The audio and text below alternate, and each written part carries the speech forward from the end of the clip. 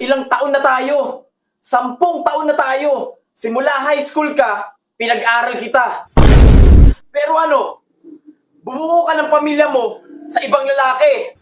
Patawarin mo na ako. Hindi ko naman alam na ganun yung gusto mong buhay para sa atin. Dito na kaya yun? Dito yung sinabi ng babae na nakatira si Kikay ngayon.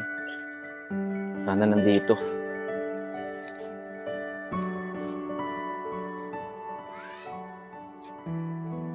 Ito na yata. Tao po. Tao po. Tao po. Tao po.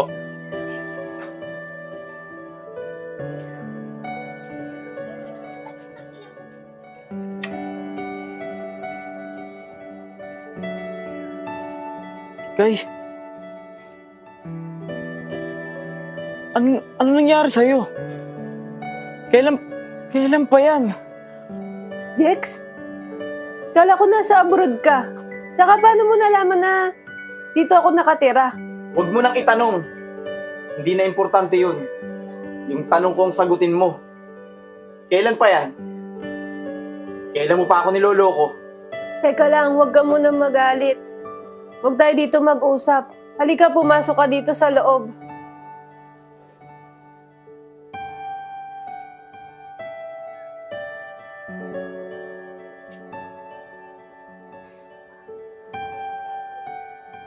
O ano? Sige, ngayon ka magpaliwanag. Ngayon mo sabihin kung bakit nagkaganyan yan. Jex, hindi ko na kasi kaya.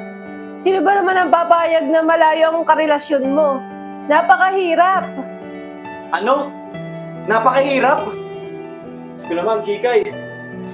Ilang taon na tayo? 10 taon na tayo. Simula high school ka, pinag-aral kita. Kaya ako ng ibang bansa para gumanda ang buhay natin. Para pag uwi ko dito, may ipon tayo at makabuo tayo ng magandang pamilya. Pero ano? Bumuo ka ng pamilya mo sa ibang lalaki. Habang ako, nagtatrabaho dun sa ibang bansa. Lahat ng tuition mo, lahat ng gastos mo, ako nagbabayad. Tapos ano? Malalaman ko, sumama ka na pala sa iba. Ha? Ilang taon mo na ako niloloko? Ha? Ang alam ko, matatapos ka na sa pag-aaral. Yun pala, second year college pa lang, tumigil ka na. At lahat ng pinapadala ko sa'yo, ginagastos mo dyan sa lalaki mo. Sorry, Jex. Nasabihin ko naman talaga sa'yo nabuntis ako. Kaso natakot ako na baka hindi mo na ako padala ng pera. Kailangan namin ngayon ng anak ko. Kung gusto mo, pwede pa naman tayo magsama kahit buntis ako Matatanggap mo pa ba ako? Matatanggap? Sa tingin mo matatanggap kita? Hindi naman ako yung tatay yung pinagbubuntis mo Alam mo, mag-isip-isip ka. Sayang, maganda na sana ang buhay mo ngayon kung ako yung pinili mo. Kaso, ilang taon mo pala ako niloloko. Buntis ka na pala, hindi ko man lang nalaman kung hindi pa sa akin sasabihin ng kapatid mo. Oo, tama yung narinig mo. Yung kapatid mo nagsabi sa akin, nagpapakapagod ako sa ibang bansa. Ha? Halos sardinas na lang ang kainin ko doon. Halos tinapay na lang ang kinakain ko sa umaga, makapagpadala lang sa'yo. Para makatapos ka ng pag-aaral at makapag-ipon tayo dito sa Pilipinas. Kaso ano? Yung inaasahan kong ipon, nasan? Nasaan na inaasahan kong ipon? Wala na, di ba? Nalustay nyo na ng lalaki mo. Sorry, Jex. Nasabihin ko naman talaga sa'yo Patawarin mo na ako. Hindi ko naman alam na ganun yung gusto mong buhay para sa atin. Hindi mo alam? Hindi mo alam? Nag-iisip ka ba? O nga pala, naalala ko, hindi ka nga pala nagtapos ng pag-aaral dahil tumigil ka sa pag-aaral. Umamin ka sa akin, sino yung ama niyang pinagbubuntis mo? Aminin mo!